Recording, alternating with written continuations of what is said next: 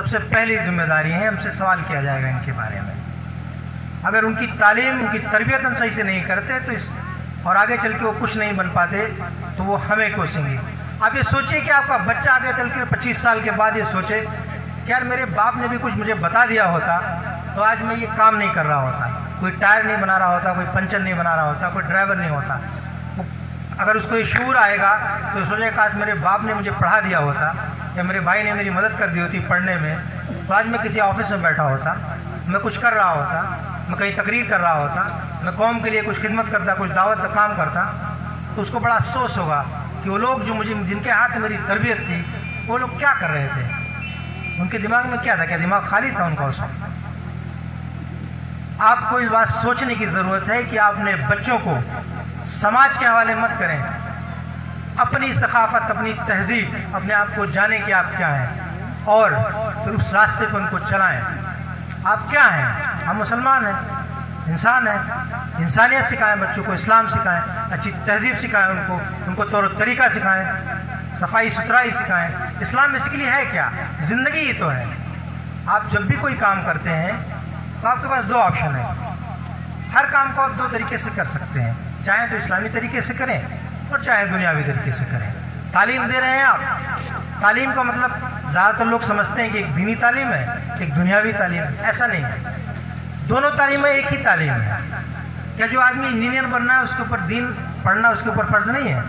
उसको अपना दीन जानना ज़रूरी है। तीसरे जो दीन पढ़ रहा है उसको भी दुनिया जाननी ज़रूरी है, क्योंकि नॉलेज जो है, इल्म की कोई डिफिनेशन नहीं ऐसी है कि दीनी तालीम अलग है और दुनियावी तालीम अलग है, दोनों तालीमें हैं। तो बच्चों को आप तालीम दें और उनकी तरबियत करें। तरबियत और तालीम में फ़र्क ये है कि तरबियत आपके गाइडेंस में होती है, आप उसको गाइड करते हैं, उसको रास्ता दिखाते हैं अच्छा, और तालीम ये है कि उसको असातिज़ा देते हैं और जब गाइडेंस आप कर रहे हैं तो आप भी उसको उस्ताद हैं, उसको तालीम दे रहे हैं। इसके अलावा हमारे समाज में दूसरा बड़ा मसला है, औरतों के बारे में मैंने कही दिया। तालीम, एक चीज़ और ऐड करना चाह रहा हूँ कि तालीम में कोई फ़र्क नहीं है। आप औरतों को भी तालीम देंगे और मर्दों को भी देंगे, अपने बेटों को भी देंगे और बेटी को भी देंगे। बेटी को तालीम देने का फ़ायदा यह है कि वो तालीम अपने आप पूरे घर को दे रहे हैं। बेटा तो आपका निकल जाएगा पढ़ के, कोई नौकरी करेगा, कुछ काम करेगा, कमाएगा आपके लिए, लेकिन अगर आप अपनी एक औरत को, घर की एक बेटी को तालीम देंगे तो अपने बच्चों को जहाँ जाएगी उनकी तरबियत सही करेगी, उनको तालीम देगी, वहाँ के बाप का बर्डन हटाएगी, कम करेगी जो बोझ है बाप का, अपना खुद वो तालीम दे सकती है। हम जहेज़ में कुरान तो देते हैं, जहेज़ में कुरान देते हैं हम लोग आजकल, और कहीं कहीं पे कुरान के नीचे से पास किया जाता है दूल्हा दुल्हन का, लेकिन उस लड़की को कुरान पढ़ने का मौका देते हैं क्या कभी घरों में अपने? हम उस बेचारी को मौका ही नहीं हो कब कुरान पढ़े। तो उनको थोड़ा टाइम दीजिए, वक्त दीजिए औरतों को भी, कि वो भी दीन पे अमल कर सकें, वो भी कुरान पढ़ सकें, वो भी रोज़ा रह सकें, नमाज पढ़ सकें। ज़्यादातर औरतों की इफ्तारी हमारे घरों में कहाँ पे होती है? किचन में होती है। चूल्हे से रोटी उतारते हुए दौड़ के आती है औरत इफ्तारी करने के लिए। इसमें भी ध्यान दीजिए, ये भी दीन है, हुकूक है ना। इस्लाम सिर्फ और सिर्फ मस्जिद में जाके नमाज पढ़ने का नाम नहीं है। लोगों के हुकूक हैं आप पर, आपका पड़ोसी का हक है, आपके बाल बच्चों का हक है, आपकी बीवी का हक है, आपके बेटियों का हक है, रिश्तेदारों का हक है, इतने सारे हुकूक हैं आपके। ये भी तो हक है एक औरत का कि वो रोज़ा आपके साथ बैठ के आराम से खोले, वो भी दुआ पढ़े इफ्तारी से पहले। वो क्यों चूल्हे पर रोटी उतार रही है, चटनी बना रही है, पकौड़ी बना रही है। तो ये एक मसला है बहुत बड़ा, इसलिए मैं कह रहा हूँ कि हम इस नाहियत से सोचते ही नहीं कभी कि हमारा दिन तो हमारे तक है। हम सदरी पहन लेंगे, कुर्ता लगा लेंगे, टोपी लगा लेंगे और जलसे में चले जाएंगे, जुमा पढ़ के आ जाएंगे, ईद की नमाज पढ़ने जाएंगे, या बच्चों को ले लेंगे, लेकिन औरतों का कोई हिस्सा नहीं हमारे यहाँ। औरतों का हिस्सा ज़रूरी इसलिए है कि वो आपके घर को मुज़य्यन करेंगी। अगर एक औरत पढ़ी लिखी है तो आपके घर में वो बच्चों को तालीम देगी, आपके घर में दीनी माहौल पैदा करेगी, और अगर दुनियावी तालीम है तो बच्चों को दुनियावी तालीम मिलेगी और बहुत सारे दुनिया के मामलात में आपको वो सलाह व मशवरा दे सकती है। तो उस पर ध्यान दीजिए।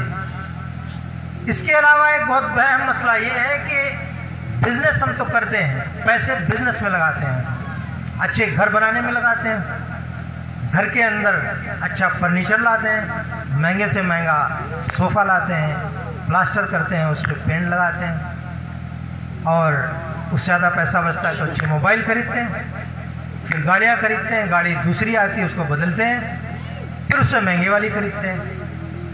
लेकिन क्या हम अपने समाज में स्कूल और मदरसे कायम करने के लिए कोशिश होते हैं, कभी उसकी कोशिश करते हैं? क्या हम में से कुछ लोग ऐसे निकलते हैं हर गांव से कि इस नाहिए से भी सोचना चाहिए हमें? आप चले जाइए रामनगर से फतेहपुर तक, कितने मुसलमानों के स्कूल हैं? ये बाराबंकी तक चले जाइए फतेहपुर से, महमूद जहांगीराबाद में है, वो भी अलीगढ़ के लोगों ने आके किया है। ग्राउंड से जहां आप लोग रहते हैं, यहां से कौन उठ रहा है? इसके लिए सिर्फ पैसा नहीं चाहिए होता, इसके लिए सोच चाहिए होती है। अल्लामा इकबाल ने क्या कहा है कि फिक्र से, शेर मुझे याद नहीं है, सोच से कौमों के हालात बदलते हैं। आप अपनी सोच बदलिए। आप सिर्फ इसलिए नहीं पैदा हुए कि आप कमाएं खाएं, बच्चों की शादी करें और मर जाएं। अल्लाह ताला ने इसलिए आपको नहीं भेजा है दुनिया में। ये समाज ऐसा है, हमने ऐसा बना दिया कि हमें मजबूरन करना पड़ता है। इसको बदलना पड़ेगा आपको। और बदलेगा कौन? बदलेंगे वो लोग जो समाज में वेल ऑफ हैं। वेल ऑफ का मतलब जिनके पास वसाइल हैं, जो जहेज लेने से इनकार कर सकते हैं, वो लोग बदलेंगे। हम एक गरीब आदमी से उम्मीद करते हैं कि वो समाज बदलेगा, वो नहीं बदल सकता। उसके बाद वसाइल ही नहीं है। वो कल अगर जहेज नहीं देगा तो उसकी आप ही लोग बुराई करेंगे कि कुछ नहीं दे पाया। बदलेगा कौन? बदलेगा वो शख्स जिसके पास सब कुछ है और वो जहेज दिया जा रहा होगा, वो मना कर देगा कि नहीं मुझे नहीं चाहिए, मेरे पास तो सब कुछ है, मैं क्यों लूंगा इसको। वो शख्स बदल सकता है। लेकिन वो शख्स कहाँ बिजी है? वो शख्स नई गाड़ी खरीदने में बिजी है, वो शख्स अपना घर बड़ा करने में बिजी है, एक बनाए तो दूसरा बनाने में बिजी है। वो शख्स इस बात पे सोच ही नहीं रहा कि अल्लाह ताला ने मुझे इस लायक बनाया है कि मैं इस समाज में बदलाव ला सकता हूँ। मैं ये कह सकता हूँ कि मैं ये ऐसे नहीं कर रहा, मैं बारात नहीं ला रहा, मैं हम 4 लोग आएंगे। मैं इस बात को नहीं कह रहा कि आप बारात ले जाएं ना ले जाएं, वो एक अलग मैटर है। लेकिन अगर ये चाहते हैं आप कि एक टाइम ऐसा है कि गरीबों के लिए भी थोड़ा सुकून हो, शादियाँ इस्लामी तरीके से हों, लोगों का बोझ हल्का हो, तो ये बदलाव कौन लाएगा? ये वो शख्स लाएगा जिसके पास पहले से सब कुछ है। वो जब इनिशिएट करेगा तो उसके लोग नकल करेंगे। एक गरीब आदमी कोई नकल नहीं करता। नकल किससे की जाती है? समाज में जो इन्फ्लुएंशियल है, जिसका असर रसूख है। मुझे याद है कि हमारे अब्बा ने एक ज़माने में चौथी का कॉन्सेप्ट ख़त्म कर दिया था कि चौथी नहीं जाएंगे हम, ये क्या तरीका है। तो लोग बहुत से फॉलो करते थे कि प्रधान जी ने कर दिया है। लेकिन धीरे धीरे वो दोबारा आ गया क्योंकि अब नई जनरेशन आई और दोबारा चौथी धूमधाम से जाती है। क्यों ऐसा है? क्योंकि जिसके पास पैसा है वो चौथी ले जाना चाहता है, उसके पास गाड़ियाँ हैं 5-7। तो बदलाव वो शख्स लाएगा हमारे समाज में जो जिसके पास वसाइल हैं। उसको आगे बढ़ना चाहिए, उसकी मस्जिदों की कमेटियों में आना चाहिए, मदरसे कमेटियों में आना चाहिए, स्कूल खोलने के लिए कोशिश करनी चाहिए। वो सब कुछ कर सकता है तो ये भी कर सकता है। एक स्कूल खोलने में बहुत कुछ नहीं लगता। आपके पास बहुत सारे लोग बैठे हैं जो आपकी मदद करेंगे, आपको गाइडेंस देंगे, आपको तरीका बताएंगे स्कूल कैसे खोलना है, और यहाँ तक कि आपके लिए फंडिंग कहाँ से आएगी, पैसा कहाँ से आएगा, उसको ही बताएंगे वो। लेकिन आप में से कुछ लोग ऐसे उठने पड़ेंगे, उठने चाहिए कि ये बदलाव आए, क्योंकि बहुत ज़माना हो गया है। मुझे होश संभाले करीब 30 साल हो रहे हैं। मैं 1990 में दिल्ली गया था और तभी से मैं देख रहा हूँ समाज बदलाव नहीं आ रहा। बदलाव सिर्फ इतना आया है कि हमारा टेंट अच्छा हो गया है, हमारे कपड़े अच्छे हो गए हैं, हम शादियाँ थोड़ा बेहतर करने लगे हैं और हमारा स्टैंडर्ड अच्छा हो गया है। पहले ज़मीन पे बैठ के खाते थे, अब टेबलों पे खाते हैं। लेकिन हमारी सोच नहीं बदल रही। सोच इसलिए नहीं बदल रही क्योंकि हमारे अंदर हमारी तरबियत नहीं है और हमारी तालीम नहीं है। आज से 20 साल पहले आपके कितने बच्चे आपके सामने गुटखा फाड़ के खाते थे या बीड़ी पीते थे? नहीं पीते थे ज़्यादातर, और पीते हुए दिख जाते तो छुप जाते थे। अभी आपके सामने करते हैं। बाप को शायद छुप भी जाएं, लेकिन चचा से नहीं छुपते, मामू से नहीं छुपते। ऐसा क्यों है? क्योंकि हमारा ध्यान सिर्फ और सिर्फ उनका लाइफ स्टैंडर्ड बढ़ाने पे, अच्छे कपड़ों की तरफ है उनके ध्यान, तरबियत पे ध्यान नहीं है, तौर तरीके पे नहीं है। हमारी जो तहजीब है, इस्लामी तहजीब, उसको बचाने पे सोच हमारी नहीं है, और वो कहीं पर भी नहीं, बच्चों में भी नहीं, औरतों में भी नहीं। एक औरत जो है वहीं पर प्याज काटती है जहाँ पर नीचे चप्पल उल्टा पड़ा हुआ होता है, क्योंकि उसको हमने सफाई का तौर तरीका बताया हुआ ही नहीं है, उसको मौका ही नहीं दिया सोचने का। तो ये बदलाव हमारे अंदर आना चाहिए और समाज में कलेक्टिव कॉन्शियस उठनी चाहिए, कुछ लोग उठने चाहिए हमारे समाज से। इस समाज से बात कर रहा हूँ मैं आपसे, आपके लिए दिल्ली से उठ के, बाराबंकी से उठ के और लखनऊ से उठ के लोग नहीं आएंगे। इस कौम को अपनी हालत बदलनी है, उसको खुद उठना पड़ेगा, और नहीं उठेंगे आप तो बर्बादी है आपके लिए।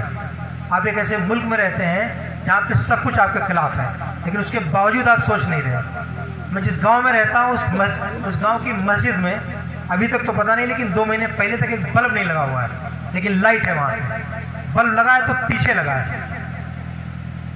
आप ये सोचिए कि जो कौम अपनी मस्जिद में सही से बिहेव नहीं कर सकती तो क्या करेगी? मैं जिस शहर में रहता हूँ दिल्ली में 99% मुसलमान है वहाँ पर, लेकिन कोई आदमी अपने घर के बाहर बल्ब नहीं लगाता कि चलने वालों को रोशनी मिल जाए। वो सारे के सारे जो है सरकारी लाइट के सहारे रहते हैं, लेकिन वही लोग अपने घर से बाहर 3 फीट का जीना निकालते हैं, कारें अपनी रोड पे खड़ी करते हैं और कूड़ा रोड पे फेंकते हैं। क्यों? क्योंकि सोच, कहते हैं ना कि एक चीज मशहूर है हिंदुओं में कि मुसलमान घेटोज में रहते हैं। घेटोज मतलब जहाँ पे घर छोटे छोटे हों, पतली पतली गलियाँ हों, गंदगी हो, ऐसी जगहों पे रहते हैं। लेकिन एक्चुअली वो घेटोज में इसलिए रहते हैं कि घेटोज उनके दिमाग में है, तंगी हमारे दिमाग में है कि हम 10 रुपए बिजली के नहीं खर्च करना चाहते लोगों के लिए, लेकिन हम उनके 3 फीट का रास्ता ले लेते हैं अपना जीना बनाने के लिए। तो हमें ये सोच बदलनी पड़ेगी। और ये आप सुन रहे हैं, अभी आप जलसे से उठ जाएंगे तो शायद ये भूल जाएंगे। मेरी रिक्वेस्ट ये है कि आप ये भूलें ना, क्योंकि आप एक जलसा बोलेंगे, दूसरा बोलेंगे, तीसरा बोलेंगे, चौथा बोलेंगे, कब तक भूलते रहेंगे? कभी न कभी तो तस्वीर बदलनी चाहिए। हमारे समाज में कुछ बदलाव आना चाहिए, बहुत ज़रूरी है। ये आपकी भी जिम्मेदारी है, मेरी भी जिम्मेदारी है, ये सबकी जिम्मेदारी है। यहाँ पे अगर कोई चीज़ कही जाती है तो लोग ये कहते हैं कि यहाँ तो ऐसे ही चलता है। अगर ऐसे चलने के लिए मैटर है तो फिर आप दुनिया में क्यों आए? अल्लाह ताला ने आपको इसलिए थोड़ी भेजा है कि आप जो है दुनिया में जो चल रहा है वैसे चलाएंगे सब कुछ। कपड़े पहनने में तो आप नहीं ऐसा करते कि जैसा चल रहा है वैसे करेंगे। अब तो बहुत बढ़िया अपने लिए लेना चाहते हैं, घर आप बड़ा अच्छा बनाना चाहते हैं अपने लिए।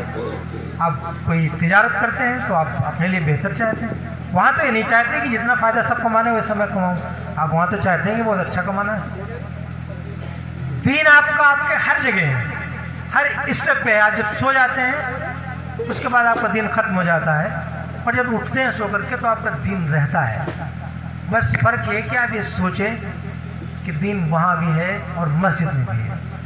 मस्जिद से दिन को निकाल कर लाइए अपने घरों तक। नमाज, रोज़ा, हज, ज़कात, ये 4-5 चीज़ें नॉर्मली आपको बताई जाती हैं। उसके बाद दिन ख़त्म हो जाता है हमारा। बाज़ारों में, खेतों में जाते हैं, निकलते हैं तो हमारा दिन वहाँ लागू ही नहीं होता। प्रोफेशन जो हमारा होता है, जो धंधा करते हैं, वहाँ दिन है ही नहीं हमारा। कोई और चीज़, हमारे बहुत सारी चीज़ें बताई गई हमारी सिर्फ ये 5 चीज़ों के अलावा इमामत भी तो बताई गई है। इमामत क्या होती है? लीडरशिप होती है। अपने बीच में हम कुछ लोग ऐसे क्यों नहीं उठाना चाहते कि जो लोग हमें हमारे इमाम बने? इमाम से मतलब मेरा मस्जिद का इमाम नहीं, कोई लीडर बने, कोई आपको रास्ता आगे दिखाए, आगे बढ़ाए, आपकी तालीम के लिए आपको आगे लेके चले, आपके समाज में बेहतरी हो उसमें आगे उसके लिए आपको गाइड करे। उसके लिए भी आपको कोशिश करनी चाहिए। और ये कोशिश कब होगी? जब आप ये सोचेंगे कि हमारा समाज, हमारे लोग ये हमारे अपने हैं, और ये एक कुंभा है, एक कलेक्टिव कॉन्शियस बननी पड़ेगी। और आपको ये सोचना पड़ेगा कि इसकी जिम्मेदारी मुझ पर भी है जैसे और पे है। हम क्या करते हैं आजकल? हमें चाहते हैं कि इमाम महदी बगल वाले घर से आए। हम मुजाहिद ढूंढते हैं, कौम के लीडर ढूंढते हैं, कौम की बात उठाने वाले ढूंढते हैं और लड़ने वाले ढूंढते हैं, लेकिन हम ढूंढते क्या हैं कि इमाम मेहदी बगल वाले घर से आए। अपने बेटे को इमाम मेहदी नहीं बनाना है, दूसरे का बेटा इमाम मेहदी बनेगा, दूसरे का बेटा मुजाहिद बनेगा, वो आलिम बनेगा, वही टीचर बनेगा, वही डॉक्टर बनेगा। ये सूरत बदलनी पड़ेगी आपको अगर आप अपनी अपलिफ्टमेंट चाहते हैं। आप चाहते हैं कि आप ऊपर उठे समाज में, और आप सिर्फ इसलिए इस दुनिया में नहीं है कि कमाए खाएं और बच्चों की शादी करने के लिए कमाते रहें ज़िंदगी भर 20-22 साल, उसके बाद बूढ़े हो जाएं और फिर जब ख्याल आए तो एक बार हज कर लें पैसा हो तो, और अल्लाह अल्लाह खैर सल्लाह। आप इसलिए नहीं हैं, आपको ये सोचना पड़ेगा। सिर्फ और सिर्फ इसलिए नहीं है, बहुत सारी जिम्मेदारियां हैं आप पर। आपके हर शख्स को समाज के हर शख्स को ये सोचना पड़ेगा। हर गांव में, हर मोहल्ले में कुछ लोग ऐसे उठने चाहिए। अगर वक्त ज़्यादा ले रहा हूँ तो मुझे बता दीजिएगा। और क्योंकि मैं तकरीर ज़्यादा करता नहीं, उसमें मुझे चीज़ें याद नहीं रहती, इसलिए मैंने 2-4 पॉइंट्स लिख लिए थे, ज़्यादातर मैंने कवर कर दिए हैं। एक चीज़ और ये कहना है कि हमारे समाज में कोऑपरेशन नहीं है। कोऑपरेशन का मतलब कि एक दूसरे की मदद करने का जज्बा नहीं है, वो बिल्कुल ख़त्म है। ख़त्म का इस हद तक है कि कोई अगर किसी को ज़रूरत भी होती है तो रिश्तेदार है तो ठीक है कर देंगे, अदरवाइज़ कोई नहीं करना चाहता किसी की। अगर वो कर भी देता है तो उसका एहसान जताता है, या फिर ये उम्मीद करता है कि इसकी मैंने मदद की थी, मेरे काम आएगा, ये मेरे धान लगाने आएगा या मेरे कटवाने आएगा फसल, या जो है कोई काम होगा उसमें आएगा। और अगर वो नहीं आया तो अगली बार उसकी मदद नहीं करते हैं। हमें सोचते हैं कि ये तो मेरे यहाँ आया नहीं था, इसको मत देना। आपके यहाँ जो सदके का कॉन्सेप्ट है, ज़कात का कॉन्सेप्ट है ना, आपके यहाँ फ़र्ज़ है, उसका ये मतलब नहीं होता कि आप किसी के लिए सदका करेंगे तो आपके यहाँ काम करने आएगा। आप मजदूरी देंगे, लेकिन हो सकता है उसको टाइम ना हो, ना आया हो, तो उस सदका जो आपने दिया था उसको, उसकी मदद की थी, उसका एहसान क्यों जता रहे हैं? आपने जब एक बार किसी की मदद कर दी और उसका एहसान जता दिया या ये कह दिया कि वो मेरे काम नहीं आया था, तो फिर मदद करने का जो सवाब था वो तो ख़त्म होता रहा। तो हमारे समाज में मदद करने के, दूसरे के काम आने के लिए एक सोच पैदा करें आप। आजकल जो सोच हुई है कि लोग ज़्यादातर एक दूसरे की काट करते हैं। मैं यहाँ रहता नहीं हूँ, दिल्ली रहता हूँ, लेकिन मैं आता जाता रहता हूँ और बहुत मेरी जड़ें यहीं की हैं, तो मैं बिल्कुल यहाँ का समाज समझता हूँ। ये कितनी बड़ी बुराई है, आप सोचिए कि लोग एक दूसरे का काम बनता हुआ बिगाड़ना चाहते हैं, बजाय इसके कि काम बनते हुए को और बनाएं या बिगड़ते हुए को बनाएं। और ये बुराई सब में है। सब में का मतलब कुछ लोगों में नहीं होगी, लेकिन ज़्यादातर लोगों में। ये सूरत आपको बदलनी पड़ेगी, जब भी आपका समाज बदलेगा। और समाज बदलने से मेरा मतलब अच्छे घरों, अच्छे कपड़ों से नहीं है। आप अपने आप को दूसरी कौमों से कंपेयर करें और आप देखें कि आप कितने पीछे हैं। आप जहाँ भी रहते हैं, जिस समाज में रहते हैं, जिस गांव और महल्ले में रहते हैं, आपका महल्ला दूसरे के महलों से गंदा होता है। आपके बच्चे दूसरों के बच्चे से गंदे कपड़े पहने हुए थे, नाक बह रही होती है, तेल नहीं लगाया हुआ होता है, बाल खुले हुए हैं, बच्चे पे चप्पल भी नहीं होता, घर में रखा हुआ होता है, क्योंकि माँ बाप उसको सिखा ही नहीं पाए कि चप्पल पहनना है, सफाई सुथराई रखनी है। जिस गांव के जिस महल्ले में मुसलमान रहते तो गंदगी ऑटोमेटिक रहती है। वो आदमी अपने घर के सामने तो झाड़ू लगा लेता है, लेकिन 5-7 फीट वो रास्ते पे नहीं लगाता। क्यों? क्योंकि वो चाहता है कि दूसरा आदमी को सफाई निकले। कितने लोगों को तो मैं पर्सनली जानता हूं कि अपने घर के सामने कीचड़ रखते हैं।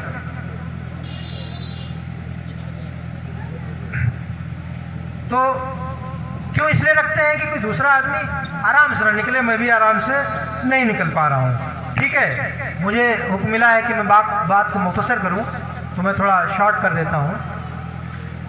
तो बेसिक मेरे यहाँ आने का मकसद ये था कि इस समाज को मैंने अच्छी तरीके से पढ़ा है और मैं जानता हूँ। अपने अंदर बदलाव लाइए। जब तक आप बदलाव नहीं लाएंगे आप उठ नहीं सकते। आपकी लीडरशिप नहीं उठेगी, आपका कोई नेता नहीं होगा, आप कुछ नहीं कर सकते। दूसरी कौमों से आप हमेशा